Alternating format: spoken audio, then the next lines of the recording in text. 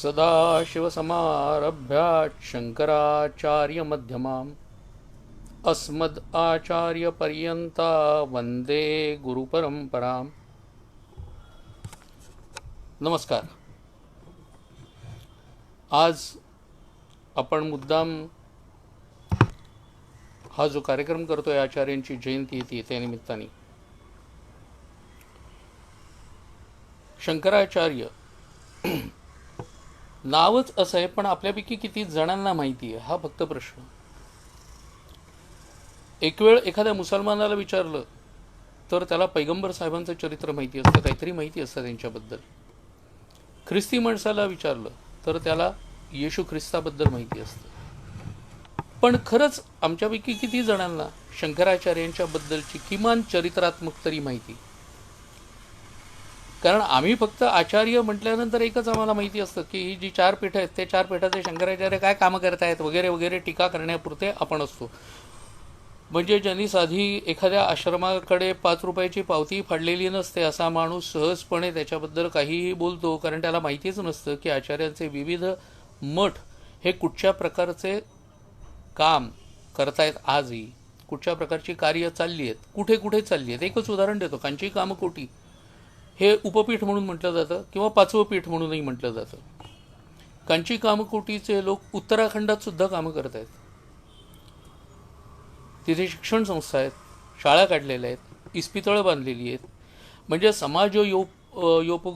समाजोपयोगी कामं ही कुठे ना कुठेतरी सतत चाललेली असतात. आचार्यांच्याबद्दल बोलताना एकाने सहज विचारलं होतं की आचार्यांचं आपल्याला एका वाक्यामध्ये वर्णन करता येईल का? कारण आता सगळीकडे शॉर्टकट मेथड असते ना. आपण एकश्लोकी रामायण, चतुश्लोकी भागवत वगैरे हे सगळं ऐकत असतो. त्यामुळे आपल्याला तसंच एक सवय पडलेली असं असते. म्हटलं हो, तसा एक श्लोक आहे एका श्लोकामध्ये वर्णन करणारा. अष्टवर्षे चतुर्वेदी, द्वादशे सर्वशास्त्रविद, षोडशे कृतवान भाष्यम, द्वात्रिंशे मुनिरभ्यगात. आचार्यांचं वर्णन असं केलं. अष्टवर्षे चतुर्वेदी, वयाच्या 8व्या वर्षापर्यंत 4 वेदांचं ज्ञान ज्याला झालेलं होतं. द्वादशे सर्वशास्त्रविद, सर्व शास्त्रांमध्ये वयाच्या 12व्या वर्षी जो मुलगा पारंगत झालेला होता. षोडशे कृतवान भाष्यम, वयाच्या 16व्या वर्षी प्रस्थानत्रयीवरती केलेलं आचार्यांचं भाष्य. ब्रह्मसूत्र, उपनिषद आणि श्रीमद भगवद्गीता याला आपल्याकडे प्रस्थानत्रयी म्हटलं जातं. या प्रस्थानत्रयीवरती केलेलं भाष्य आचार्यांचं. आणि द्वात्रिंशे मुनिरभ्यगात, वयाच्या 32व्या वर्षी हा मुनी देहत्याग करून उत्तम लोकाला प्राप्त झाला, असं एका श्लोकामध्ये आचार्यांचं वर्णन केलं आहे. आचार्यांचा काळ आम्हाला नेमका माहिती नाही, इथपासून आमची गत आहे. कारण शाळा आणि महाविद्यालयामध्ये शिकवला जातो आचार्यांचा काळ तो इसवी सन 788. अर्थात या सणाच्या जास्त घोटाळ्यात मी पडणार नाही, कारण तोच एक व्याख्यानाचा वेगळा विषय होईल. नाही तर आचार्यांचा काळ आहे सन पूर्व 509. त्यांचा जन्म वैशाख शुद्ध पंचमी, पण सन पूर्व 509. ब्रिटिशांनी आपला सगळाच इतिहास 1300 वर्ष अलीकडे ओढला. आणि 1300 वर्ष अलीकडे ओढल्यामुळे असं म्हणतात की साधारणपणे त्यांच्यात सारखं आयुर्मान असलेले एक शंकराचार्य एका पीठावरचे झालेले होते. ते 788 मध्ये झाले होते. म्हणून तेच म्हणजे जणू काही आद्य शंकराचार्य अशा पद्धतीने आपल्याकडे इतिहासामध्ये आजही तसंच नमूद आहे. ही दुर्दैवाची गोष्ट. मी आचार्यांच्या 4 पीठांना भेट दिलेली आहे बरं का. आणि त्या 4 पीठांच्या पैकी 3 पीठं सन पूर्व 509 हाच काळ मानतात. फक्त एकच पीठ सन पूर्व 42 मानतं. पण म्हणजे तरी सन पूर्व मानतं, सनोत्तर नाही मानत कोणी. हे सगळ्यात महत्त्वाचं आहे. पण या अशा गोष्टींच्याकडे आम्ही लक्ष देत नाही, किंवा असेल काहीतरी. आम्हाला त्या कालाच्याबद्दल पण माहिती नाही. काळांचा कशा पद्धतीने आणि का आपल्याकडे घोटाळा केला गेलेला आहे याचा विचार करण्याची सुद्धा आपल्याला गरज वाटत नाही. ही आपली आजची अवस्था आहे. केरळ प्रदेशामध्ये कालटी नावाचं ग्राम, त्याच्यामध्ये नंबूद्री ब्राह्मणाच्या पोटी शिवगुरू आणि आर्यांबा यांच्या पोटी आचार्यांचा जन्म झाला. बराच काळ खरं म्हणजे मूलबाळ नव्हतं, म्हणून वृषाद्रीनाथाची आराधना करण्याकरता हे जोडपं त्रिशूरला आलं. त्रिशूरला आजही आपण गेला तर ते वृषाद्रीनाथाचं मंदिर दिसतं. त्यावेळेला ते पर्वतावरती होतं. आता तो हळूहळू इतका खाली आलेला आहे की फक्त एक जेमतेम उंचवटा दिसतो. तिथे ते वृषाद्रीनाथाचं मंदिर आहे. तिथे मी जाऊन आलेलो आहे. तिथे राहून या नवरा बायकोंनी अत्यंत कडक तपश्चर्या केली. आणि तपश्चर्या केल्यानंतर असं सांगतात की भगवान वृषाद्रीनाथच त्यांच्या स्वप्नात आले आणि त्यांनी विचारलं की तुम्हाला अल्पायू पण सर्वज्ञ असा पुत्र किंवा मंदगती असलेला पण दीर्घायू, अशापैकी कशाची निवड कराल? साहजिक शिवगुरूंनी जराही वेळ न घालवता अल्पायू असला तरी चालेल, पण तो सर्वज्ञ असावा, विद्वान असावा, ज्ञानी असावा असा पुत्र मागितला. आणि वृषाद्रीनाथ तथास्तु म्हणून जाग घेऊन बघतायत तो हे स्वप्न पडलेलं. आपल्या पत्नीला हे स्वप्न सांगितलं आणि मग हे दोघंही जण परत आपल्या गावाला आल्यानंतर पत्नीला जाणवायला लागलं, पोटामध्ये गर्भाची हालचाल ही जाणवायला लागली. अत्यंत आनंदित असं ते जोडपं झालं. आणि वैशाख शुद्ध पंचमीला त्यांच्या पोटी जन्माला आलेलं मूल, ज्याचं नाव ठेवण्यात आलं शंकर, पुढे तेच शंकर भगवत पादाचार्य म्हणजे शंकराचार्य असं झालं. पाळण्यात असलेलंच नाव पुढेही चतुर्थाश्रमामध्ये मिळालेलं आणखी एक उदाहरण माझ्या डोळ्यासमोर म्हणजे वासुदेव शास्त्री टेंबे, ज्यांचं चतुर्थाश्रमातलं नाव वासुदेवानंद सरस्वती म्हणजे वासुदेव हेच कायम राहिलेलं आहे. आणखी असतील कोणी, पण मला आत्ता चटकन जे आठवलं ते आपल्याला सांगितलं. एकदा असं घडलं, चरित्रकारांनी वर्णन असं केलेलं आहे. अर्थात अलीकडच्या काळामध्ये आचार्यांचं एक चरित्र माझ्याही हातून लिहून झालं, पुनरुत्थान त्याचं नाव आहे.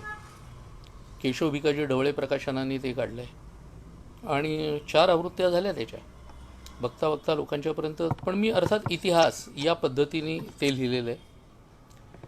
लीला गोळ्यांचं एक चरित्र आहे, मला असं वाटतं कैवल्याचं लेणं त्याचं नाव आहे. भावपूर्ण असलेली अशी ती कादंबरी आहे.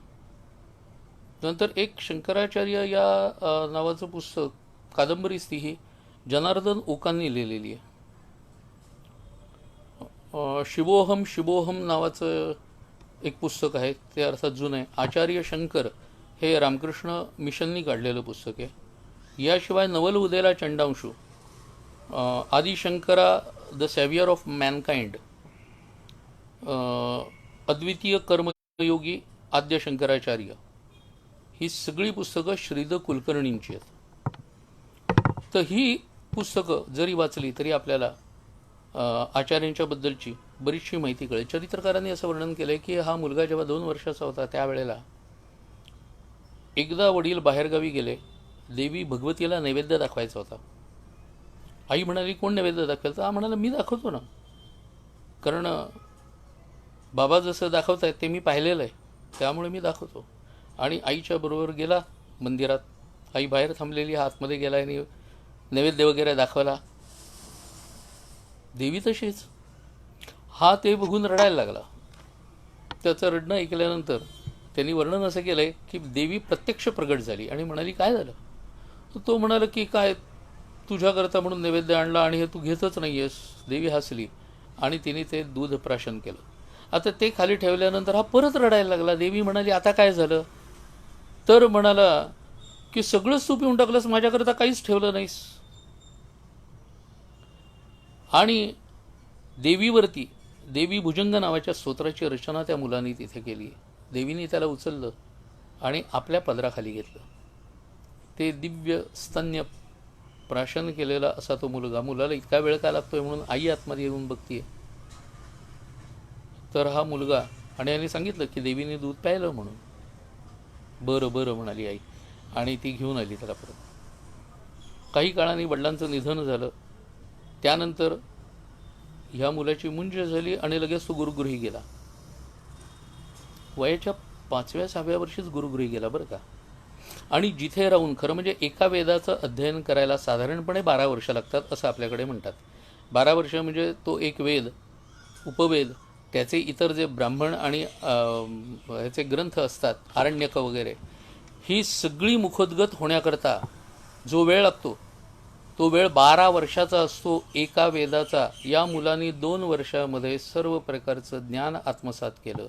बरं, त्यावेळची गुरुकुलं तरी कशी होती हो? हा मुलगा जेव्हा तिथे ॲडमिशनसाठी गेला त्यावेळेला त्याला विचारलं, बाळा तुझं नाव काय? तर म्हणाला की या शरीराला शंकर असं म्हणतात. अहो गुरु चक्रावले हो. बरं बरं म्हणाले, मग तू कोण आहेस? तर म्हणाला, या शरीरात राहणारा एक अविनाशी आत्मा. लगेच ॲडमिशन मिळाली हो. कसं बोलतंय, मुलाची बुद्धिमत्ता कशी आहे, हे फक्त बघितलं जायचं. आणि मग त्याच्यानंतर त्या गुरुकुलामध्ये जेमतेम 2 वर्ष हा मुलगा राहिला आणि तिथून परत आला. आणि आल्यानंतर त्यांनी अध्यापनाला सुरुवात केली.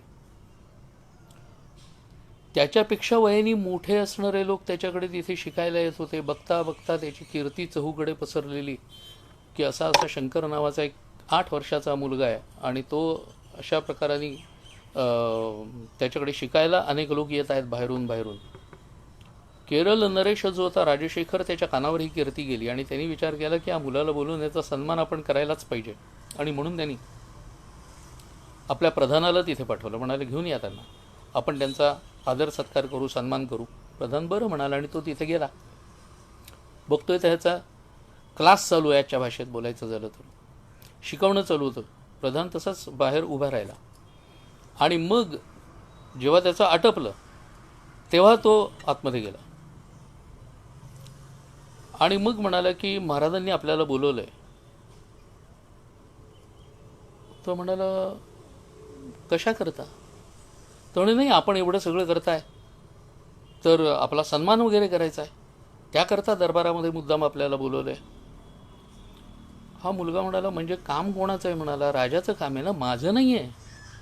सन्मान करायचं आहे हे काम राजाचं आहे, त्यामुळे मी इथून उठून येणार नाही, हे सगळं सोडून येऊ का? मग उद्याचं काय? उद्याचा अनध्याय, कारण मी येऊन पोचू शकणार नाही. या मुलांचं जे येत आहेत माझ्याकडे शिकायला त्या शिष्यांचं नुकसान. तर राजाला सांगा, क्षमा मागतो, पण मी नाही येऊ शकणार. ह्याला वाटलं की काय माणूस आहे. आपल्यालाही असं वाटेल नाही का आजच्या काळामध्ये असं कोणीतरी चटकन बोलवलं आपल्याला, मुख्यमंत्री, पंतप्रधान असं कोणीतरी बोलवलं की आपण एका झटक्यात आहे ते सगळं बाजूला सारून आधी तिथे जाऊ. सन्मान होतोय सरकार दरबारी, सत्कार होतोय, आपल्याला काहीतरी पुरस्कार मिळणार. 10% कोट्यातली जागा जर आपल्याला मिळवता आली तर तसं बघूया, असं करून काही काही करून माणूस जातोच अशा वेळेला. बरं, प्रधानाला असं वाटलं की आता ह्याला बहुतेक फटके पडणार, कारण एवढं राजाने बोलवले आणि राजाज्ञा असून सुद्धा, राजाचा आमंत्रण असून सुद्धा हा मुलगा येत नाहीये. प्रधान परत गेला, त्याने राजाला सांगितलं. तर राजा न चिडता म्हणाला की अरे हो, बरोबर आहे म्हणालं, त्याचं माझीच चूक झाली, काम माझं होतं, त्याचं नव्हतं, चला आपणच जाऊया सगळे. आणि मग राजा बघता बघता सगळ्यांना घेऊन वगैरे तिथे आला. तोही बाहेर उभा राहिला शिकवणं पूर्ण होईपर्यंत. आणि मग राजा आतमध्ये गेला, त्याने नमस्कार केला आणि म्हणाला, आचार्य, आपल्याकरता हे थोडंसं धन आणलेलं आहे, जे आपण काम करताय त्या कामाकरताच उपयोगी पडावं या कारणाकरता. हा मुलगा त्याच्यावरती राजाला सांगतोय की हे सगळं आणलेलं परत घेऊन जा. म्हणाला, मला याचा काही उपयोग नाही, कारण काय आहे, आजच्या दिवसाचा संचय माझ्याकडे आहे. लक्षात घ्या, आजच्या दिवसाचा संचय माझ्याकडे आहे आणि हे जे आणलेस ते उद्या बघता येईल, त्याचा संचय आत्तापासून कशाला करून ठेवावा? त्यामुळे मला काही हे नको आहे. चरित्राचा अभ्यास जेव्हा करत होतो ना, तेव्हा असं वाटायला लागलं होतं मला की अरे, आपण असतो तर किती बरं झालं असतं ना. कारण आपली तर अवस्था अशी असेल की तुझं ते माझं, माझं ते काय, माझं तेही माझंच, ही अवस्था असते आजच्या काळामध्ये.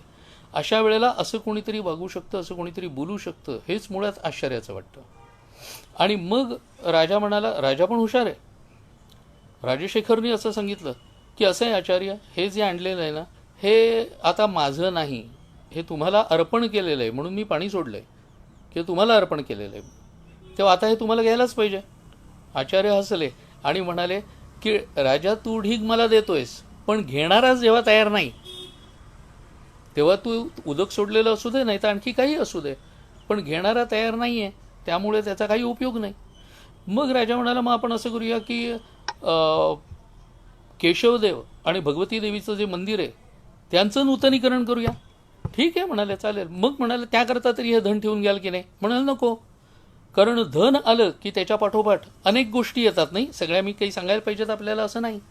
त्यामुळे म्हणाला, तो मोहच नको आहे माझ्याकडे, तू तुझ्या अधिकाऱ्यांच्या मार्फत योग्य रीतीने ते धन खर्च कर आणि जे बांधायचे ते सगळं छानपैकी बांध, काही हरकत नाही.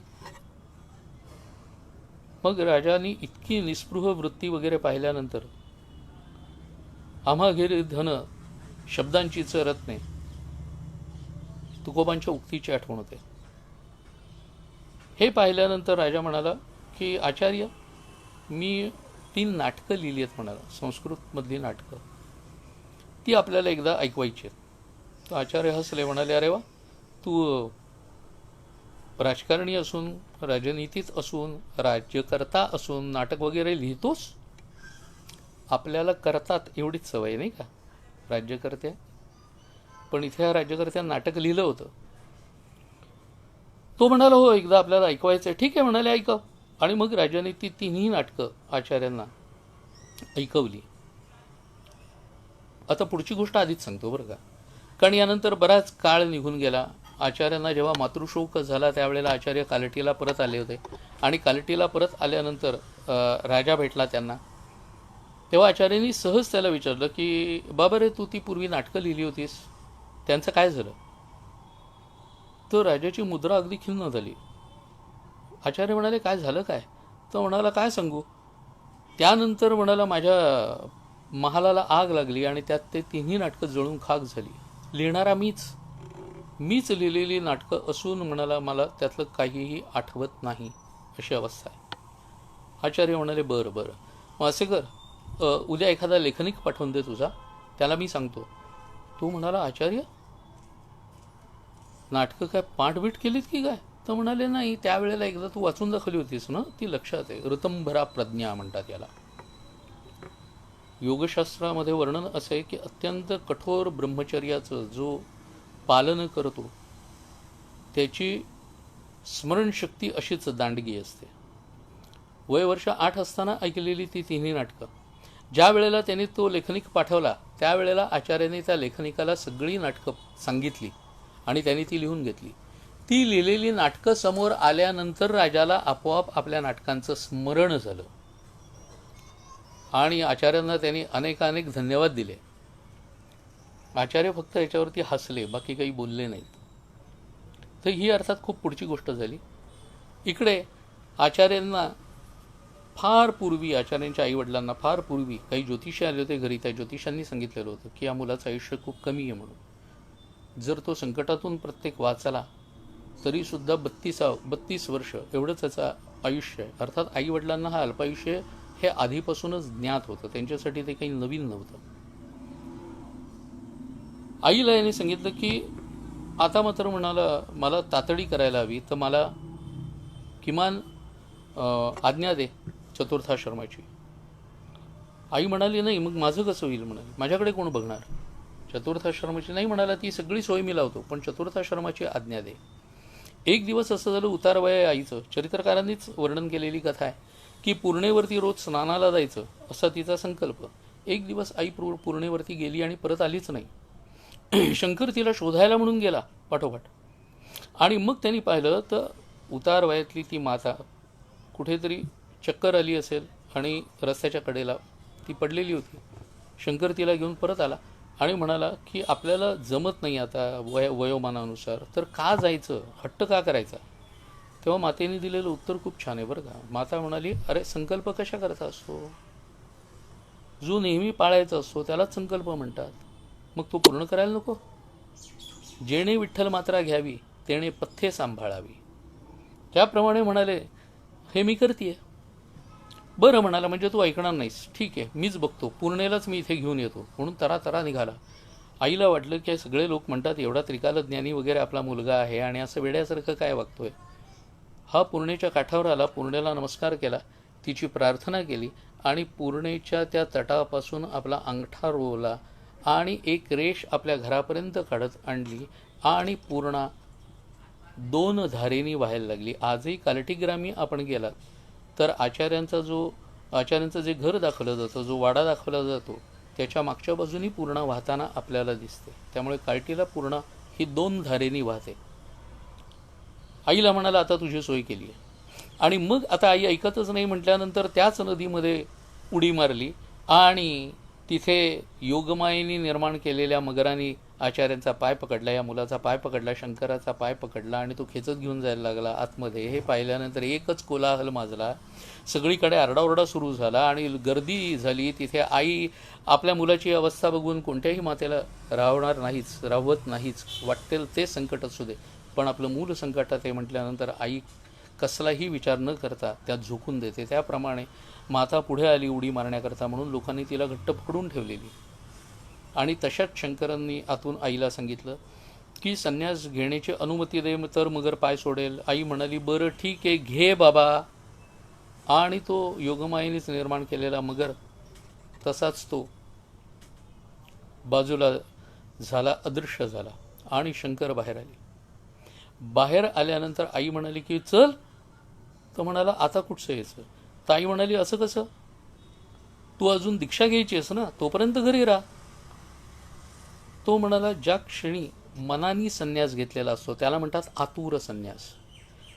मनानीच संन्यास घेतलेला असतो त्या क्षणी फक्त दीक्षा व्हायची एवढाच भाग राहिलेला आहे, पण मनाने मी तसाच झालेलो आहे. त्यामुळे आता हे विश्वची माझे घर, ऐशी मती जयाची स्थिर, अशी अवस्था झाल्यासारखी शंकर बाहेर पडला आणि काही काळ त्या भगवती देवीच्या मंदिरात राहिला. तिथेच त्याला स्वप्न दृष्टांत झालं की तुझे गुरु आहेत ते नर्मदा तीरी तुझी वाट बघतायत.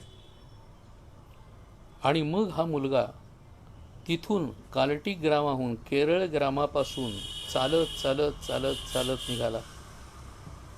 तो नर्मदेच्या तीरावरती त्याला त्याचे गुरु भेटले ओंकारेश्वराला. आजही आपण ओंकारेश्वराला गेलो म्हणजे आपल्या बाजूचा तट आहे जो दक्षिण तट आहे, त्या दक्षिण तटावरती जो आहे तो ममलेश्वर आपण म्हणतो त्याला, तो प्रत्यक्षात आहे अमलेश्वर. पण ओंकार ममलेश्वरम म्हणण्याची सवय झाली आहे ना, त्यामुळे आपल्याला त्याचं नाव ममलेश्वरच वाटतं. पण तो ओंकारम मधला म आहे, ओंकारम अमलेश्वरम. तर त्या अमलेश्वराच्या समोर आपण ज्या वेळेला जाऊन पोचतो आणि पायऱ्या चढायला लागतो, मला असं वाटतं चौथ्या पायरीलाच ती गोविंद यतिकी गुफा म्हणून आपल्याला दाखवली जाते. आणि तिथे गेला, तिथे गुरूंना सुद्धा तसाच दृष्टांत झालेला. त्यामुळे ते या अशा शिष्याची वाट बघतायत. आणि तसा तो शिष्य भेटल्यानंतर ते त्या गोविंद यतींच्याकडे गेला, नमस्कार केला त्यांनी आपला शिष्य म्हणून स्वीकार करून घेतला आणि जे आपल्याकडे होतं नव्हतं ते या मुलाला द्यायला सुरुवात केली. आणि त्यांना आश्चर्याचं वाटलं की ह्याला जे द्यावं ते हा एखाद्या टिपकागदाप्रमाणे शोषून घेतोय, परत सांगावं लागत नाही आहे आम्हाला, परत काय असं विचारावं लागतं, हेही याला करावं लागत नाही आहे. सगळं जे सांगतोय ते हा टिपून घेतोय म्हटल्यानंतर गुरुला किती आनंद झालेला. आणि गुरु भराभर आपल्याकडचा ज्ञानाचा खजिना रिता करतायत आणि तितकंच हा मुलगा ते सगळं शोषून घेतोय जणू.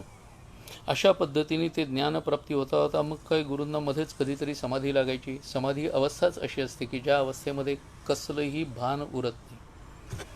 बरं, त्याच्यामधून उठवायचं नसतं कोणालाही, काही संकेत असतात.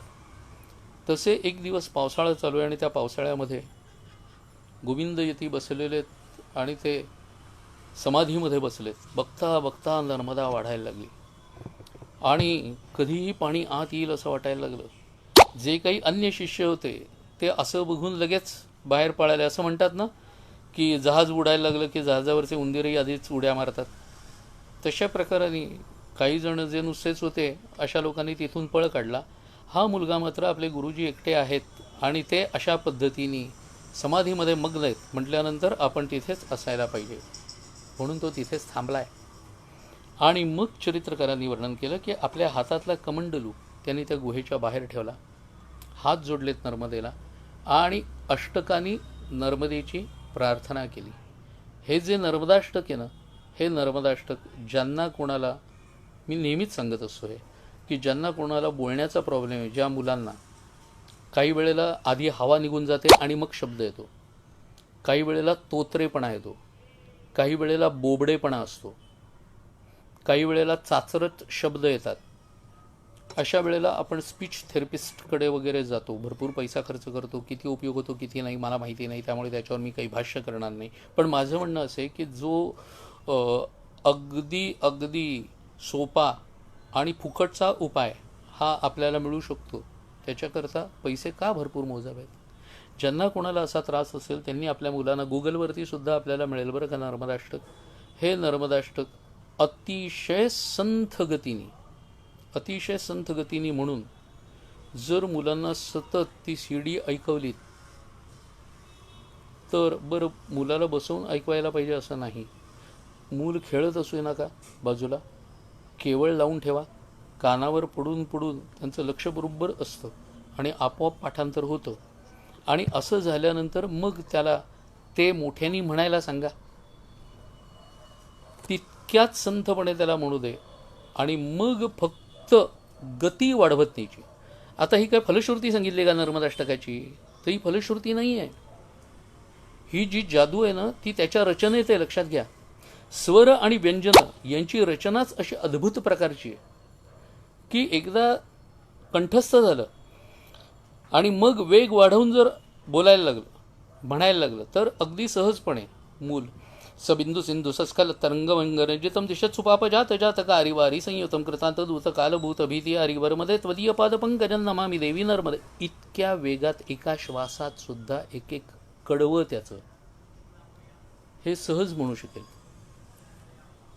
पण त्याकरता अर्थात आचार्यांची बहुतेक स्तोत्र ही अशा प्रकारची आहेत. ही स्तोत्र जर आपण नीट पद्धतीने ऐकली, पाहिली आणि म्हटली तरीसुद्धा जीभ कधीही वेडी वाकडी वळणं घेणार नाही बरं का.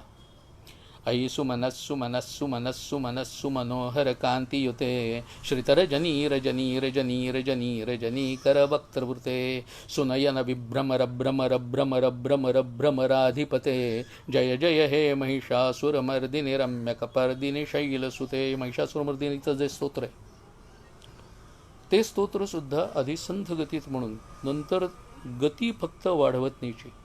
एवढं जरी केलं तरीसुद्धा हे जे वाचादोष असतात, हे वाचादोष जाण्याची शक्यता सगळ्यात जास्त असते. प्रयोग तर करून पहा तर आपल्याला कळेल, अन्यथा आपल्याला कळणार नाही. तर असो, ते नर्मदेचं जे पाणी चढत होतं ते पाणी म्हणे त्या कमंडलूमध्ये शिरलं आणि मग बघता बघता नर्मदा ओसरली. आचार्यांच्या गुरूंनी एकदा त्यांना सांगितलं की माझ्याकडे होतं नव्हतं ते सगळं तुझ्याकडे देऊन झालं आणि मी आता चाललो हिमालयामध्ये माझ्या गुरूंच्याकडे. तेव्हा तू आता इथून बाहेर पड आणि बाहेर जाऊन लोकांच्या मध्ये हे सगळं ज्ञान हे वाट. मी निघालो म्हणाले. त्यांचे गुरु गौडपादाचार्य हे तिथे हिमालयामध्ये होते. गुरु ही सुद्धा एक परंपरा आहे बरं का आपल्याकडे सांगितलेली. त्या परंपरेमध्ये किमान 3 पिढ्या या माहिती असाव्या लागतात. 3 पिढ्यांचं महत्त्व आपल्याला माहिती आहे ना. 3 पिढ्या या आपल्याकडे लग्नातही लागतात आणि शेवटचं कार्य त्याही वेळेला 3 पिढ्या माहिती असायला लागतात आपल्या कुळातल्या. तसं गुरुपरंपरेमध्ये जे असतात त्यांना आपल्या या सगळ्या पिढ्या या माहिती असायला पाहिजेत. किमान 3 पिढ्यांचं तरी ज्ञान पाहिजे. हे उद्या मला जर विचारलं तुमची परंपरा कुठची, तर पहिल्यांदा माझं नाव सच्चिदानंद सुरेश शेवडे. माझे सद्गुरू स्वामी वरदानंद भारती, त्यांचे सद्गुरू दासगणू महाराज, त्यांचे सद्गुरू वामनशास्त्री इस्लामपूरकर. किमान ही नावं ही मला माहिती असायला पाहिजेत. आचार्यांची गुरुपरंपरा ही केवढी मोठी आहे. ती गुरुपरंपरा प्रत्यक्ष श्री नारायणापासून सुरू होते. त्या नारायणाच्या नाभी कमलातून उमललेलं फूल कमळ, त्याच्यावरती आसनस्थ असलेले ब्रह्मदेव, म्हणून त्यांना नारायणपुत्र असं सुद्धा अनेक ठिकाणी वर्णन आहे. तसे नारायणांच्या नंतर ब्रह्मदेव, ब्रह्मदेवांचे पुत्र वसिष्ठ, वसिष्ठांचा पुत्र शक्ती, शक्तीचा पुत्र पराशर, पराशरांचे पुत्र कृष्णद्वैपायन व्यास, व्यासांचे पुत्र शुक, शुकाचा पुत्र नव्हे, शुक हे कडक वैराग्य असलेले म्हणून ओळखले जातात. शुकांचे शिष्य गौडपादाचार्य, गौडपादाचार्यांचे शिष्य गोविंदपादाचार्य आणि गोविंदपादाचार्यांचे शिष्य शंकर भगवतपादाचार्य अर्थात शंकराचार्य. आचार्य म्हणजे गोविंदयती हे हिमालयाकडे निघून गेले आणि शंकराचार्य निघाले ते काशीकडे. काशी विद्वानांची नगरी. काशाम ही काशते काशी, काशी सर्व प्रकाशिका असं ज्या काशीचं वर्णन केलेलं आहे त्या काशीकडे आचार्य निघालेत.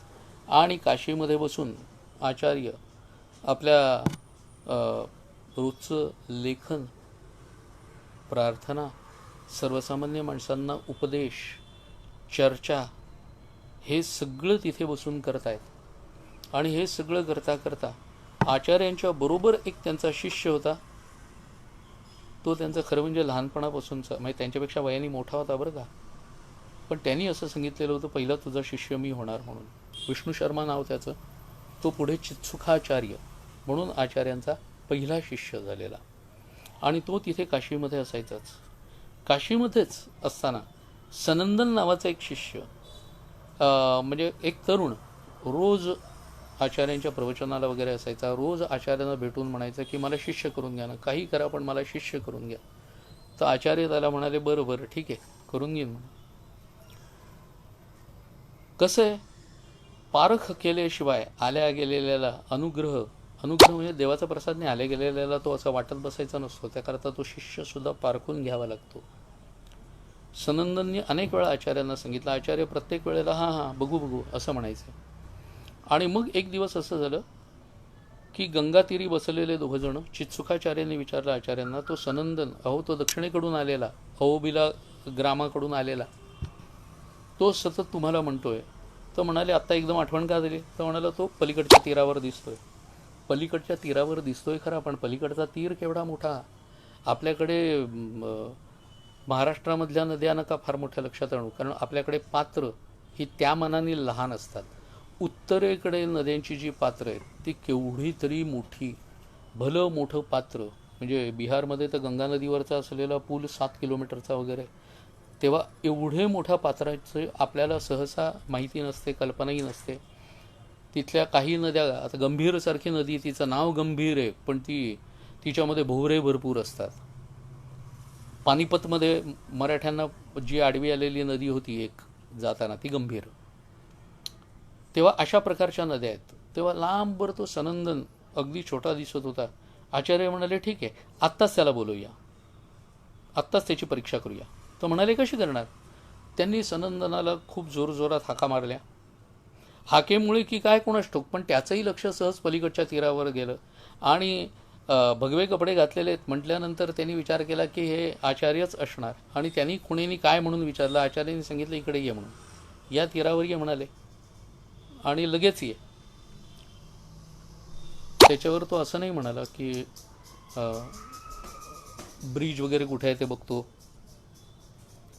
इकडे जवळपास तर काही दिसत नाही आहे पलीकडे येण्यासारखं, होडी पण नाही दिसत एखादी, आणि पाणी गार असलं तर, असं काहीही म्हणाला नाही. त्याचं एकमेव लक्ष होतं की आचार्य माझे गुरु, कारण त्यांनी मनोमन मानलेलं होतं, ते मला बोलवत आहेत म्हणजे मी तिथे जायला पाहिजे.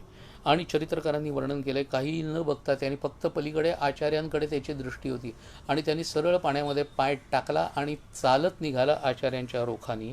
आचार्यांपर्यंत येऊन तो पोचता पोचता त्याच्या प्रत्येक टाकलेल्या पावला गणिक एक एक कमलपुष्प हे उगवत गेलं. आणि त्या कमलपुष्पांवर पाऊल ठेवत ठेवत तो पलीकडच्या तीरावर येऊनही पोचला आणि आचार्याने त्याचं स्वागत केलं, ये पद्मपादा म्हणून. आणि त्याला आचार्यांनी दीक्षा दिली. सनंदनाचं नाव ठेवलं पद्मपादाचार्य. हाच पद्मपादाचार्य आचार्यांचा एक प्रमुख शिष्य झालेला. पुढच्या वेळेला त्याला जे मठ त्याला दिलेला होता तो गोवर्धन पीठ, गोवर्धन पीठाचा तो आचार्य झाला. त्यावेळच्या या लोकांनी मागून घेतलेलं आचार्यांच्याकडून हे वचन आहे किंवा आशीर्वाद आहे बरं का. की पीठासीन झालो तरीसुद्धा आमचं नाव एकच संक्षिप्त राहावं, ते म्हणजे शंकराचार्य. म्हणून ती पीठं शंकराचार्य याच नावाने त्या पीठावरचे स्वामी ओळखले जातात. त्यांचं नाव दशनामी संप्रदायामधलं कुठचंही असलं, पीठी सरस्वती, पुरी, गिरी वगैरे अशा प्रकारचं कुठचंही असलं तरीसुद्धा ते ओळखले जातात संक्षिप्तपणे शंकराचार्य याच नावाने. तेव्हा गोवर्धन पीठाचे आचार्य हे त्यांना केलं. गोवर्धन पीठ म्हणजे जगन्नाथपुरीचं. आणि त्यांचं नाव त्यांना जे दिलेलं महावाक्य आहे, कारण चारही पीठांच्याकडे 4 महावाक्य दिलेली आहेत. ते प्रज्ञानम ब्रह्म हे महावाक्य आणि त्या पीठाला ठरवून दिलेला वेद हा ऋग्वेद आहे.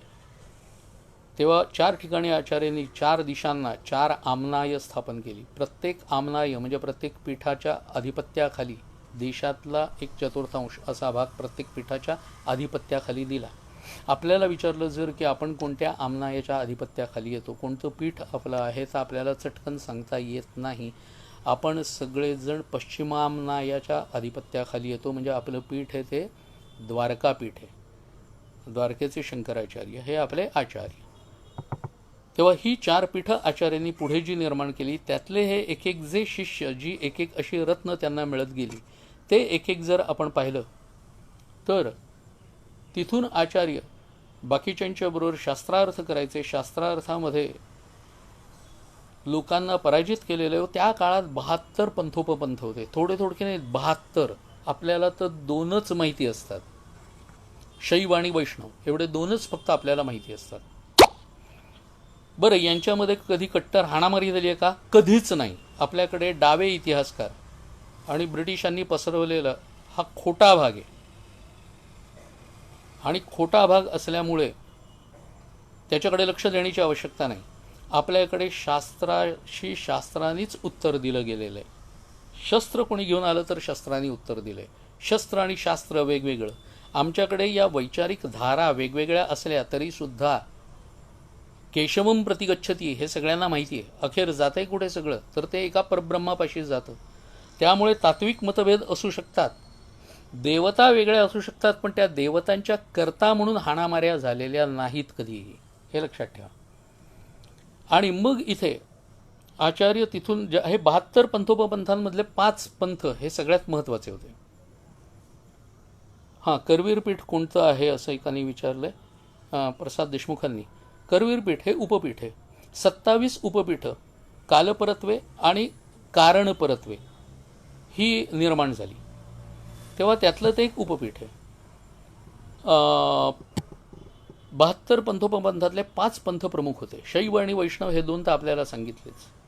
याशिवाय शाक्त होते, म्हणजे शक्तीचे उपासक, देवीचे उपासक असलेले. गाणपत्य होते, गणपतीचे जे उपासक होते. अशा प्रकारचे वेगवेगळे पंथ जे निर्माण झालेले होते. आपल्याला सांगितलं तर आश्चर्य वाटेल, पण या पंथांच्या मध्ये सुद्धा एक गंमत अशी होती की लक्ष्मी उपासक असणं ठीक आहे, लक्ष्मीचे उपासक असतात, तुम्ही आम्ही आपण सगळेच आहोतही तसे. यमाचे असतात का? त्या काळात यमोपासक सुद्धा एक पंथ होता, यमाचे उपासक. एक सूर्याचे उपासक असलेले, म्हणजे 5 जे मी सांगितलं ना त्याच्यामध्ये सौर, शाक्त वगैरे, गाणपत्य, शैव आणि वैष्णव ही 5 प्रमुख पंथ होते. आचार्यांनी काय केलं की यांच्याबरोबर शास्त्रार्थ करून या सगळ्यांना एकत्रित बोलवून त्यांना असं सांगितलं की तुम्ही तुमच्या घरामध्ये पंचायतनाची स्थापना करा. पंचायतन हे कुठून निर्माण झालं ते लक्षात घ्या. पंचायतनाची स्थापना करा म्हणजे काय करायचं की जे 5 प्रमुख पंथ आहेत ना त्यांच्याच 5 देवता या तुमच्या प्रत्येकाच्या देवघरात पाहिजेत. तुम्ही उपासना ज्याची करताय त्याचीच करा, काहीही हरकत नाही. त्याचीच फक्त पूजा करा, बाकीच्यांची केली नाही तरी चालेल, पण या 5ही तुमच्या देवाऱ्यात पाहिजेत. आता याच्यामुळे झालं काय, आपोआप वाद मिटले ना. कारण एक दुसऱ्यावरती टीका करायला गेलं तरी सुद्धा ती देवता माझ्या देवघरात आहे, भले त्याची पूजा मी करत नाही पण देवघरात आहे ना. अशा मोठ्या समन्वय साधून आचार्यांनी या 5ही प्रमुख पंथांमधला वाद हा आचार्यांनी मिटवला. आणि असं सगळं काम एकीकडे चालू असताना दुसरीकडे जे मीमांसक होते त्यांच्याही बरोबर वाद केला. पूर्व पक्ष, उत्तर पक्ष, खंडन मंडनात्मक सुद्धा काय आहे, एका या कार्यक्रमामध्ये सगळं आचार्यांचा भाग सांगता येणं हे कठीण आहे खरं म्हणजे.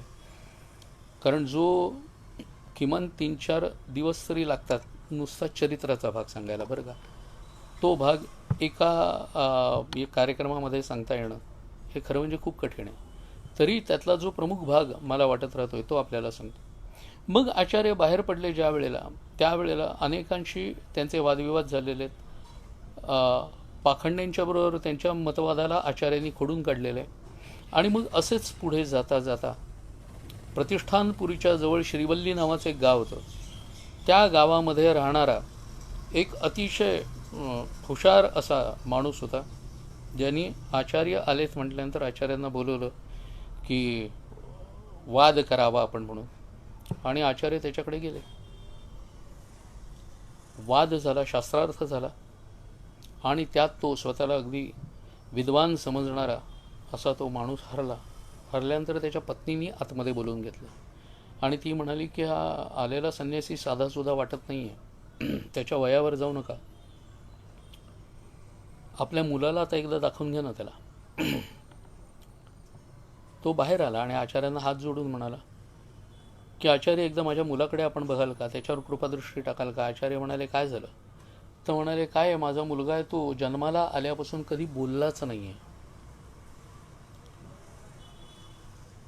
कितीतरी प्रयत्न केले, अनेकांना दाखवलं, पण तो कधी बोलतच नाही, बोललाही नाही. आचार्य म्हणाले बरं घेऊन ये, काय नाव आहे त्याचं. तर म्हणाला पृथ्वीधर. नाव काय, तर पृथ्वीधर. त्याला उचलून आणलंय त्या मुलाला, 12 वर्षाचा तो मुलगा. आणि आला तरी तो तसंच तिसरीकडे शून्यात नजर त्याची, जन्माला आल्यापासून काही बोलला नाही, जिथे बसून राहतो तिथे तसाच राहतो वगैरे असं. आचार्य म्हणाले बरं ठीक आहे. म्हणाले असं आहे की काय होतंय ते त्या मुलालाच विचारूया. त्याच्याजवळ गेले आणि म्हणाले बाबा रे तू कोण आहेस, इथे का आलायस, असं म्हणून त्याच्या डोक्यावर हात ठेवला आणि गुरुशिष्य संवादात्मक त्याच्या तोंडून स्तोत्र बाहेर पडलं, जो आजपर्यंत बोलला सुद्धा नव्हता. त्याच्या तोंडून हे सगळं ऐकल्यानंतर आई वडील खूपच आनंद झाला त्यांना आणि म्हणाले की आचार्य आमच्या मुलाला तुम्ही बरं केलं. तर म्हणाले आता तुमचा नाही राहिला, तो आता माझा झाला.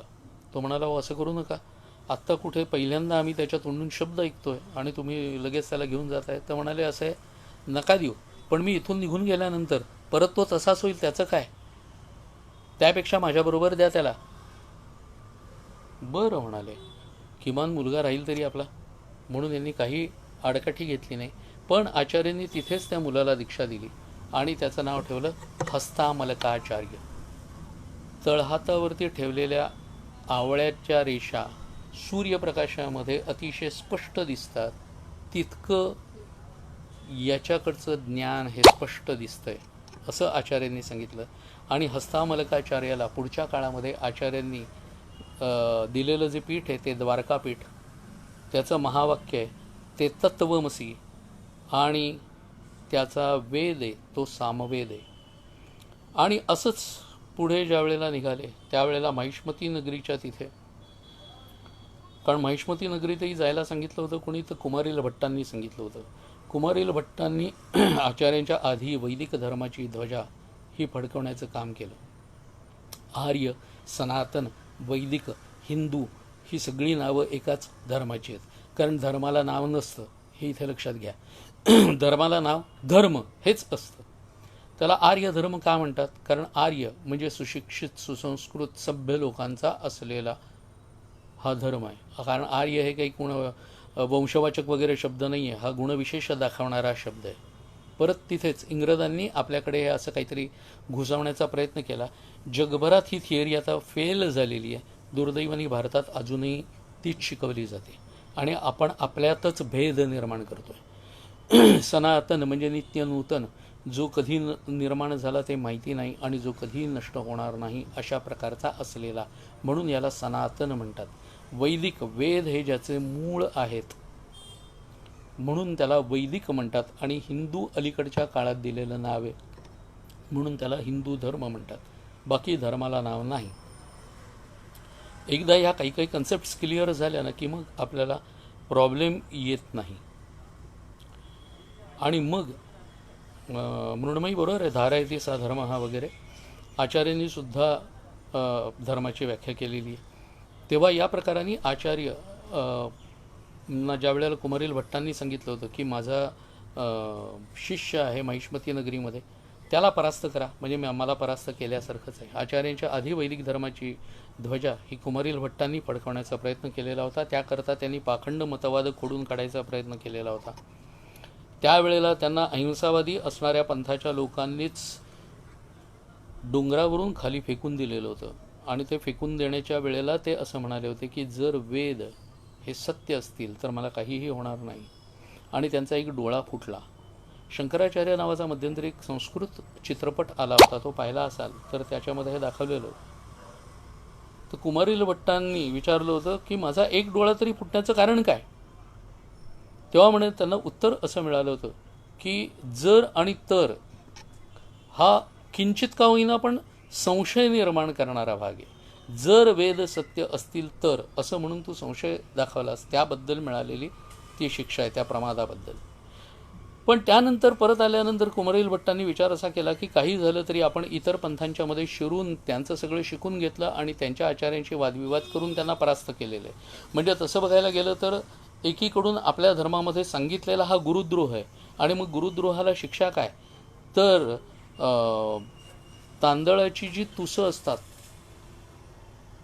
ती तुसं एका बाजूनी छातीपर्यंत गळ्यापर्यंत त्यांचा डोंगर रचलेला, त्याच्यामध्ये ते बसलेले आणि तुषाग्नी घेऊन भस्म व्हायचं, ही गुरुद्रोहाला या पातकाला दिलेली ते शासन आहे.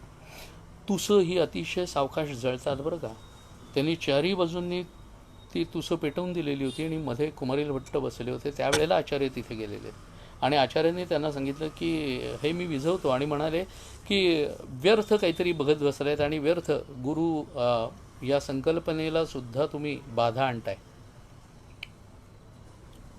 गुरु कोणाला म्हणावं, गुरु कोण असावं आणि गुरु कसा असावा याच्याबद्दल आपल्याकडे काहीतरी सांगितलेलं आहे. तेव्हा तुम्ही अकारण अपसमजातून हे सगळं करून घेताय. कुमारील भट्ट म्हणाले तरी याचा काही उपयोग नाही. म्हणाले मी विझवतोय त्याचाही उपयोग नाही म्हणाले. कारण असं आहे की तुम्ही विझवाल ठीक, पण आत्ताच कमरेच्या खालचं माझं शरीर जळून गेलेलं आहे, म्हणून तुम्ही महिष्मती नगरीत जा. आणि मग आचार्य महिष्मती नगरीमध्ये आले. महिष्मती नगरीमध्ये आल्यानंतर तिथे विचारायचं कोणाला, तर अगदी नदी तीरावरती कपडे धुवत असलेल्या स्त्रियांना विचारलं की मंडन मिश्रचं घर कुठे आहे. तेव्हा त्या म्हणाल्या की ज्याच्या वाड्याच्या बाहेर असलेल्या दिंडी दरवाजावरच्या पिंजऱ्यामधले पोपट आणि मैना, शुका आणि सारिका एकमेकाशी वेदांतावरती चर्चा करत असतील ना, ते घर मंडन मिश्रचं. म्हणजे इतक्या सतत चर्चा, विद्वत चर्चा या मंडन मिश्रच्याकडे व्हायच्या. आणि आचार्य गेले तिकडे, आणि तिकडे जाऊन आचार्यांनी ज्या वेळेला दार ठोठावलं, आतमध्ये श्राद्धविधी चालू होते त्यामुळे दार बंद होतं. माध्यान्नीच्या समयी गृहस्थाचा दरवाजा बंद नसावा असा आपल्याकडचा संकेत आहे. कारण कोणी अतिथी येतो, अतिथी देवो भव म्हटले ते याकरता की त्या अतिथीला आतमध्ये बोलवायचं असतं, आणि याच्याकडचा मात्र दरवाजा बंद आहे म्हटल्यानंतर आचार्य एका गवाक्षातून, खिडकीतून आत शिरले. आणि हे त्यावेळेला प्रत्येक आलेल्याचे पाय धुवत होते. आणि सगळ्यात शेवटी एवढे गौरवर्णीय असे पाय कोणाचे म्हणून वरती पाहिलं तो तेजपुंज असलेला संन्याशी. असं म्हणतात की श्राद्धविधीच्या वेळेला संन्याशाचं दर्शन शुभ नाही. आणि मग आपला तोल सुटलेला अशा अवस्थेत मंडन मिश्र, ज्यांनी आधीच जो संकल्प केलेला होता त्या संकल्पामध्ये अक्रोधनैही शौचपरैही असं म्हटलेलं होतं, तेच प्रचंड चिडून एकदम विचारतायत कुतो मुंडी, म्हणजे हे मुंडन केलेल्या तू कुठून आलास. खरं म्हणजे अवमानास्पद आहे. तो त्यांचा सगळा संवाद प्रसिद्ध आहे. कुतो मुंडी आगलान मुंडी पंथास्ते पृच्छते मया किमः पंथाः त्वन्माता मुंडी तथैव हि अहो पीता किमोऽसुरा नहि श्वेता यतस्मरं कि त्वं जानासि तद्वर्णम अहं वर्णम भवान रसम. हा अत्यंत गाजलेला संवाद त्यांचा म्हणून सांगितला जातो की त्यांनी विचारलं कुतो मुंडी, हे मुंडन केलेल्या तू कुठून आलायस. आचार्यांनी याचा दुसरा अर्थ घेतला. संस्कृत शब्दांचे, वाक्यांचे 2-2, 3-3 अर्थ सुद्धा होतात, अनेकही होतात. आचार्यांनी त्याचा अर्थ असा घेतला की तू मुंडन कुठून केलं आहेस. तर म्हणाले आगलान, गळ्यापासून. कारण संन्याशांनी दाढी मिशी पण आणि केस पण सगळंच काढायचं असतं. म्हणाले गळ्यापासून मुंडन केलं आगलान. तो म्हणाला, पंथास्ते पृच्छते मया, तुझा मार्ग कुठचा आहे ते मी तुला विचारतोय. आता याचा दुसरा अर्थ होतो, तुझ्या मार्गाला मी विचारतोय. आचार्य म्हणतात, किंवा पंथा. मग म्हणाले, तुला मार्ग काय म्हणाला? तर हा चिडलेला माणूस असतो ना, समोरचा जर शांतपणे आणखीन खवचटपणाने खोचकपणाने काहीतरी असं विचारायला लागलं की त्याचा तोल सुटतो. तसा तोल सुटलेले मंडन मिश्र एकदम म्हणाले, त्वन माता मुंडी. तो म्हणाला, मार्ग म्हणाला की तुझी आई सुद्धा मुंडण केलेली. आचार्य हसले आणि म्हणाले, तसंही वही. मग म्हणाले, तसंच असेल त्याचं कारण. आणि मग मंडन मिश्रांच्या लक्षात आलं आपली काय चूक झाली आहे ते. कारण मार्ग तुला काय म्हणाला असं विचारलंय, म्हणजे कोणाला? मंडन मिश्रांना. आणि मंडन मिश्र म्हणतायत त्वन माता मुंडी, म्हणजे मार्ग कोणाला म्हणालाय? मंडन मिश्रांना म्हणालाय. आचार्य म्हणाले, तसंही वही. मग तसं असू शकेल म्हणाले, माझी काही हरकत नाही. आणि मग ते चिडलेले एकदम म्हणाले, अहो पिता किमू सुरा, तू काय दारू बिरू प्यायलायस का? याचा दुसरा अर्थ, दारूचा रंग पिवळा असतो का? त्या काळात नसेल, माहीत नाही मला. कारण आजकाल कुठे मालिकांमध्ये किंवा तत्सम जे काही बघतो ग्लासामध्ये ओतलेलं पेय ते पिवळ्या रंगाचं असतं म्हणून म्हणतं. तर आचार्य हसले आणि म्हणाले, नाही श्वेता यतस्मर. नाही रे म्हणाले, ती पांढऱ्या रंगाची असते. हा त्यांचा सगळा संवाद बघितल्यानंतर थोर मोठे, कारण केवढा अधिकार होता म्हणतात मंडन मिश्रांचं, की जैमिनी व्यास वगैरे सारखे लोक तिथे आलेले होते, ते सगळे मध्ये पडले. त्यांनी त्या दोघांनाही बाजूला केलं. आणि मग आपली चूक कळलेले मंडन मिश्र त्यांनी हात जोडून विचारलं आचार्यांना की आचार्य तुम्हाला काय हवं आहे ते सांगा. आचार्य म्हणाले, वादभिक्षा हवी. म्हणाले, हरकत नाही, पण उद्या, आजचा दिवसाचा हा कार्यक्रम होऊन जाऊ दे. ठीक आहे म्हणाले. त्यांनी आपल्या आमराईमध्ये आचार्यांची आणि त्यांच्या शिष्यांची उतरण्याची सोय केली. दुसऱ्या दिवशी वाद करता सगळे लोक तिथे एकत्र झालेले, जमलेले, बरीच गर्दी जमली. आणि मग अशा ठिकाणी वादाकरता दोघंजणं समोरासमोर बसलेत. आणि मग या वादाचा कोणीतरी निर्णेता जो असायला पाहिजे तो तितकाच विद्वान असायला पाहिजे, ज्ञानी असायला पाहिजे. तर मंडन मिश्रांची पत्नी जी होती भारती, ती तर प्रत्यक्ष सरस्वतीचा अंश तिच्यामध्ये असलेला असं म्हटलं जातं. तेव्हा त्या भारतीला निर्णय करावं असं सगळ्यांनी सांगितलं. आचार्यांनी अजिबात आक्षेप घेतला नाही. कसं तुमचीच पत्नी आहे, तुमचीच बाजू घेईल वगैरे, काहीही नाही. कारण त्यांनाही माहिती आहे ती कशी आहे. आणि ते निर्णयतेपद घेतल्यानंतर भारतीची अडचण झाली. बरं, ती स्त्री आहे त्यामुळे ती जात्याच हुशार आहे. तिने काय केलं की वाद सुरू होण्यापूर्वी ती उठून उभी राहिली आणि म्हणाली की एका बाजूला पती आणि दुसऱ्या बाजूला यती, त्यामुळे माझीच अडचण होण्याची शक्यता आहे. कारण पतीला घोषित केलं मी हरले म्हणून, तर तो पतिद्रोह होईल. यतींना तसं म्हटलं तर तो यतींचा अपमान होईल. यापेक्षा मी या दोघांच्याही गळ्यामध्ये माला घालते, पुष्पमाला. आणि या पुष्पमालेमधून ज्याची गळ्यातली पुष्पमाला आधी सुकेल तो हरला, असं समजायला काही हरकत नाही.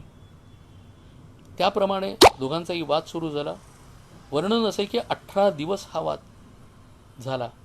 आणि मग ज्या वेळेला मंडन मिश्रांचे शब्द अडखळायला लागले, शब्द वगैरे आपल्या शरीरामध्ये ज्या हालचाली होतात त्या सगळ्या हालचालींचा परिणाम हा फुलांवरती होतो. अतिशय नाजूक असतात फुलं शरीरातल्या हालचालींचा.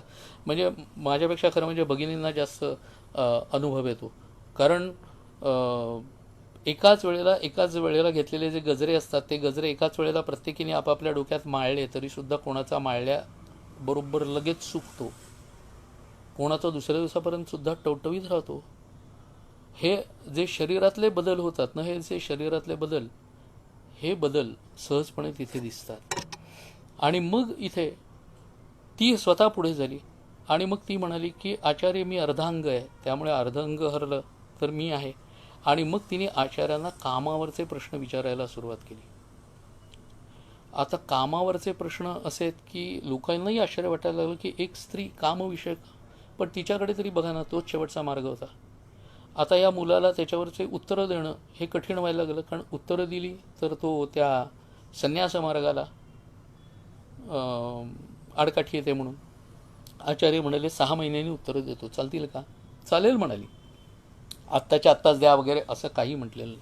आचार्य तिथून बाहेर पडले. आणि मग आचार्यांनी एका जंगलामध्ये ज्या वेळेला पाहिलं, एक राजा गेलेला होता आणि त्या राजाचं मृत शरीर चितेवरती ठेवण्यात येत होतं. आचार्यांनी परकाया प्रवेश केला आणि आपल्या लोकांना सांगितलं की परकाया प्रवेश करतोय, हे शरीर मी परत येईपर्यंत राखून ठेवा म्हणून.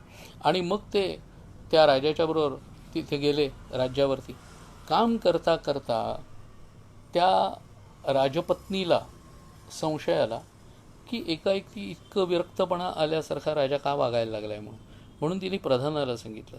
प्रधानाने 2-3 काय तांत्रिक मांत्रिकांना बोलवलं आणि यांनी त्या तांत्रिक मांत्रिकांनी सांगितलं की हा जो आहे हा फार मोठा आत्मा याच्यामध्ये आहे, आम्ही काहीही करू शकत नाही. ती हुशार होती. ती म्हणाली की मग याचं शरीर कुठेतरी असेल जंगलामध्ये, ते काढून नष्ट करा.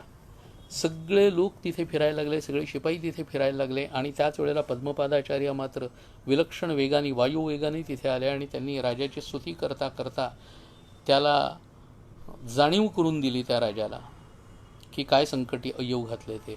आणि तत्क्षणी राजाचा देह निष्प्राण होऊन पडला आणि आचार्य उठून बसले. आचार्य परत आले आणि आल्यानंतर त्यांनी ग्रंथच समोर ठेवला एक, आणि तो ठेवल्यानंतर त्या भारतीने आधीच सांगितलं की आचार्य, मी तेव्हाच कबूल केलेलं होतं ते की मी ह्याच्यामधून माझे हार होणार आहे ते, त्यामुळे काही हरकत नाही. आणि आपल्या पतीला म्हणाली की आपण भिक्षेला यावं. भिक्षेला यावं म्हणजे पत्नीने दिलेली अनुज्ञा आहे संन्यास आश्रम स्वीकारण्याकरता. आणि मंडन मिश्रांचा तिथे दीक्षाविधी झाला. मंडन मिश्रांचं नाव ठेवण्यात आलं सुरेश्वराचार्य. ते शृंगेरी पीठाचे प्रमुख झाले. अहम ब्रह्मास्मी हा त्यांचं वाक्य. तेव्हा हे सगळं एकीकडे चालू असताना आचार्यांनी अनेक ग्रंथांचंही लेखन केलं आहे. आणि हे ग्रंथांचं लेखन सुबोध शांकर ग्रंथावली प्रसाद प्रकाशनाने प्रकाशित केलेलं आहे. सगळ्याचा उत्तम अनुवाद आहे. त्यातला एक अनुवाद आमच्या तीर्थरूपांनी केलेला आहे. तर हा शांकर ग्रंथावली जो संच आहे तो आपण आवर्जून घ्यावात.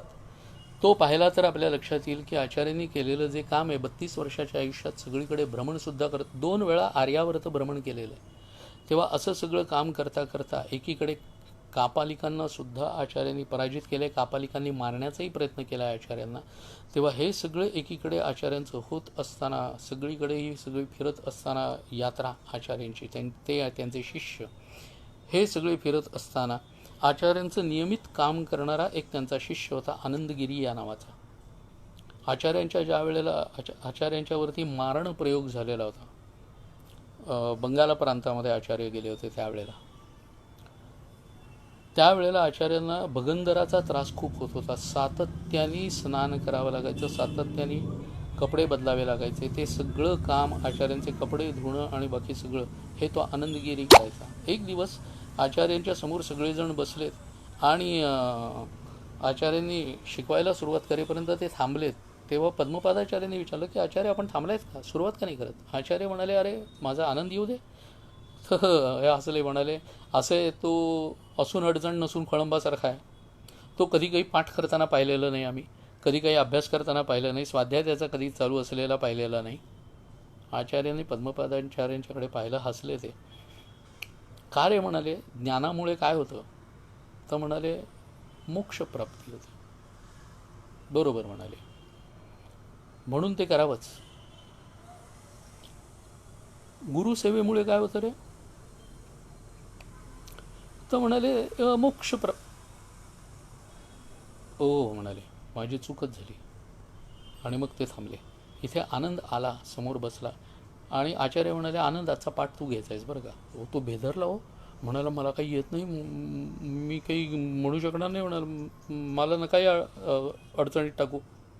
आचार्य हसले आणि त्याला म्हणाले, बस आजचा पाठ तू घ्यायचा आहेस, सुरुवात कर. आणि त्याच्या डोक्यावर हात ठेवला आणि त्याच्या तोंडून घडा रचना बाहेर पडायला लागल्या. तिथेच आचार्यांनी त्याच्यानंतर आनंदला दीक्षा दिली आणि त्याचं नाव ठेवलं तोटकाचार्य. हे तोटकाचार्य ज्योतिषपीठ म्हणजे जोशीपीठ, जोशीमठ आपण ज्याला म्हणतो, त्या ज्योतिषपीठाचे झालेले शंकराचार्य. तिथलं महावाक्य ते अयमात्मा ब्रह्म आणि अथर्ववेद हा तिथला प्रमुख वेद. तेव्हा अशा प्रकाराने चारही दिशांना 4 पीठं आचार्यांनी निर्माण केली. आणि हे सगळं करता करता एकीकडे ग्रंथलेखन चालू आहे, दुसरीकडे सर्वसामान्य आचार्यांना अद्वैत मत स्थापनाचार्य म्हणतात. आणि असं असून सुद्धा आज बद्रीनारायणाला आपण गेलो तर बद्रीची जी मूर्ती आहे ती खंडित मूर्ती आहे, ती आचार्यांनी नारद कुंडातून काढून दिलेली आहे. ती 3 वेळा उड्या मारल्या तरीसुद्धा तीच मूर्ती सातत्याने हाती आली आणि शेवटी आकाशवाणी झाली म्हणे की कलियुगामध्ये हीच मूर्ती प्रमुख म्हणून राहील. आणि मग आचार्यांनी ती दिलेली आहे. ह्या सगळ्या म्हणजे हिमालयातल्या ठिकाणी आचार्यांनी जागोजागी उष्ण पाण्याचे झरे निर्माण केले असं सुद्धा वर्णन आहे. शिष्यांना आणि येणाऱ्या भक्तांना थंडीचा त्रास होऊ नये म्हणून. मग कित्येकांना असं वाटतं की अद्वैत मतस्थापनाचार्य जे आहेत ते मग मूर्तीची स्थापना कशी केली आहे, वेगवेगळ्या ठिकाणी जीर्णोद्धार कसे केले. कारण मूर्ती म्हटल्यावर द्वैत येतं ना, भक्त आणि मूर्ती असं द्वैत येतं. अद्वैत याचा अर्थ दोन नाही ते एक. भक्ताला ज्या वेळेला माझ्यातच भगवंत आहे हा साक्षात्कार होतो. अहम ब्रह्मास्मी अयमात्मा ब्रह्म तत्वमसी वगैरे म्हणणं खूप सोपं आहे बरं का, पण तो साक्षात्कार होण्याकरताच्या ज्या पायऱ्या आहेत त्याकरता आचार्य उत्तम शिक्षक आहेत. त्यामुळे अद्वैत मतस्थापनाचार्य जरी ते असले तरी त्यांना माहिती आहे की प्रत्यक्ष व्यवहारामध्ये मात्र द्वैत वापरावं लागतं. साधक ज्या वेळेला साधना करता करता पुढे जायला लागतो त्यावेळेला अशी एक स्टेज येते की नंतर त्याला मूर्ती लागत नाही, कुठचंही काहीही लागत नाही, समोर एखादं खूणसुद्धा लागत नाही, काही लागत नाही. पण तोपर्यंत तुम्ही आम्ही सर्वसामान्य माणसं आपण रस्त्याने जाता आता शेंदूर लावलेला दगड जरी दिसला तरी तो काय आपल्याला माहिती असतो, स्थानदेवता आहे, ग्रामदेवता आहे, काहीतरी आहे वगैरे आपल्याला काही माहिती असतं, काही माहिती नसतं. आपल्याला एवढंच माहिती असतं शेंदूर लावलेलं दगड म्हणजे हात जोडायचे असतात, नमस्कार करायचा आणि मगच तिथून पुढे जायचं. हे आपोआप होतं की नाही. मूर्ती समोर जाऊन उभं राहिलो, मग म्हणाले मूर्तीची तरी स्थापना करण्याची काय गरज. तर ती याच करता की मंदिर असलं की आपण तिथे जातो, आतमध्ये नमस्कार करतो, पण असा नमस्कार केला तरी आपण डोळे मिटून घेतो ना. जिला बघायला आलो तिच्याकडे डोळे फाडून फाडून बघतो का, नाही बघत. रांगा लावून लोक जातात तरीसुद्धा त्या भगवंताच्या मूर्तीसमोर उभं राहिल्यानंतर हात जोडले जातात आणि डोळे बंद होतात. का डोळे बंद होतात याचं कारण ते आहे की त्या मूर्तीमधून सुद्धा आपण आपल्या हृदयामध्ये असलेल्या हृदयांतरी असलेल्या त्या भगवंताचा वेध घेत असतो. हे सगळ्यात महत्त्वाचं असतं. आणि या एका कारणाकरता आचार्यांनी वेगवेगळ्या ठिकाणी मूर्तींची जी स्थापना केली आहे ती त्याकरता केली. हे जर लक्षात घेतलं नाही तर मग कठीण होतं. आणि असं सगळीकडे काम करता करता शेवटच्या क्षणी जेव्हा मातेने हाक मारली त्यावेळेला आचार्यांनी दिलेल्या वचनानुसार वायुवेगाने ते तिथपर्यंत पोचलेत. कारण त्यांचं म्हणणं असं असतं की संन्याशाची सगळी इतर नाती सुटली तरीसुद्धा एकच नातं हे कायम असतं, ते म्हणजे आईचं. म्हणून आपल्याला माहिती आहे चतुर्थाश्रम जर आईवडील हयात असताना स्वीकारलेला असेल ना कोणी, तर त्यावेळेला वडिलांनी आपल्या मुलाला हेही म्हणणं चुकीचं आहे, पण पूर्वाश्रमीच्या वाकून नमस्कार करायचा असतो. पण त्या मुलांनी मात्र आईला नमस्कार करायचा असतो, मातेने नमस्कार करायचा नसतो. सूक्ष्म वाटतं पण अशी कितीतरी गोष्ट आपल्याकडे आपल्या धर्मामध्ये सांगितलेल्या आहेत, हे सुद्धा लक्षात घ्या. आणि त्या शेवटच्या क्षणामध्ये त्यांनी आपल्या आईला त्या भगवान श्रीकृष्णाचं दर्शन आपल्याला व्हावं अशी तिची इच्छा होती, म्हणून तिच्या डोळ्यांवर हात ठेवले आणि शेवटच्या क्षणी तिची ती इच्छा पूर्ण केली. असं सांगतात की त्या काळटी ग्रामामध्ये आचार्य तिचा संस्कार करणार असं म्हटल्यानंतर त्या गावातल्या लोकांनी त्यांच्यावरती बहिष्कार टाकला, असं काही तुम्ही करू शकणार नाही वगैरे. तेव्हा आचार्य म्हणाले मातेबद्दलचं कर्तव्य ते मी करणार. मग म्हणाले आमच्या कोणाच्याही घरातून अग्नी मिळणार नाही, दुसरीकडून अग्नी आणावा लागतो, तो अग्नी मिळणार नाही. आचार्य म्हणाले ठीक आहे. आणि मग आचार्यांनी आपल्या मागच्या अंगणामध्ये चिता रचून तिथे मातेचा देह ठेवला आणि त्याच्यासमोर फक्त बघत बसले ते. आणि बघता बघता ती चिता धुमसायला लागली आणि चितेने पेट घेतला. हे म्हटल्यानंतर मग सगळ्यांना एकदम बाप रे, हे केवढे मोठे चमत्काराला नमस्कार असतो ना असं वाटायला लागतं. काही ठिकाणी काही जणांनी वर्णन असं केलं की आचार्यांनी त्या मृत शरीराचे 3 तुकडे केले म्हणून असं म्हटलं जातं. अर्थात याच्यात फार मोठा काही अर्थ आहे असा नाही. आणि समजा तसे केले असले तर मला त्यात काही भयंकर वाटत नाही, कारण एकदा त्यातलं जे असलेलं चैतन्य निघून गेलेलं आहे त्याच्यानंतरचा जो भाग आहे तो फक्त अग्नीला अर्पण करायचा आहे आणि जिथे तिथे पोचवायचा आहे. पण आपल्या भावनाशील मनाला ते रुचत नाही. ह्या वेळेपासून राजशेखरला जेव्हा ही बातमी कळली तेव्हा तो अतिशय चिडला होता आणि त्यांनी तेव्हापासून केरळ ग्रामामध्ये ही पद्धत पाडली की प्रत्येकाने आपल्या घरातल्या माणसाचं दहन हे आपल्या मागच्या अंगणामध्ये करायचं. हा अर्थात खूप वेगाने आचार्यांचा प्रवास मी घेतला, कारण एकीकडे बोलता बोलता घड्याळाकडे लक्ष ठेवावं लागतं. तरीसुद्धा जितका प्रमुख भाग आपल्याला सांगता आला तेवढा सांगायचा प्रयत्न केला. हे सगळं करता करता आचार्यानं आता अवतार कार्य संपलं अशी जेव्हा जाणीव झाली, त्यावेळेला आपल्या प्रमुख 3 शिष्यांसह आचार्य केदारनाथाला गेले. केदारनाथाला जेव्हा आचार्य तिथे उभे राहिले, चौघांनाही बाहेरच ठेवलं आणि एकटेच केदारनाथाच्या मंदिरामध्ये आतमध्ये प्रवेशले.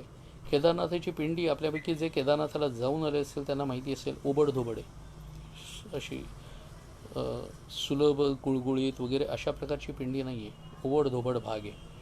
आचार्य त्याच्यासमोर जाऊन उभे राहिले, हात जोडले आणि बघता बघता चरित्रकारांनी वर्णन असं केलं की ती पिंडी एखादं द्वार उघडलं जावं त्या पद्धतीने उघडली गेली. आचार्यांनी आतमध्ये प्रवेश केला आणि ती पिंडी पूर्ववत झाली. सायुज्य मुक्ती आचार्यांनी प्राप्त केली आणि गाभाऱ्यातून मात्र बाहेर आवाज येत होता, न धर्मो न चार्थो न कामो न मोक्ष, चिदानंदरूपम शिवोहम शिवोहम, चिदानंदरूपम शिवोहम शिवोहम. नमस्कार. या ठिकाणी आचार्यांचा चरित्रातला हा थोडासा भाग हा या सेवेतून आपल्यासमोर व्यक्त केला. धन्यवाद आपल्या सगळ्यांना. जितकं होईल तेवढं हे जास्तीत जास्त शेअर करा, लोकांच्यापर्यंत पोचू दे आचार्यांचं चरित्र. जितकं पोचेल तेवढं अधिकस्य अधिकम फलम. इतकंच.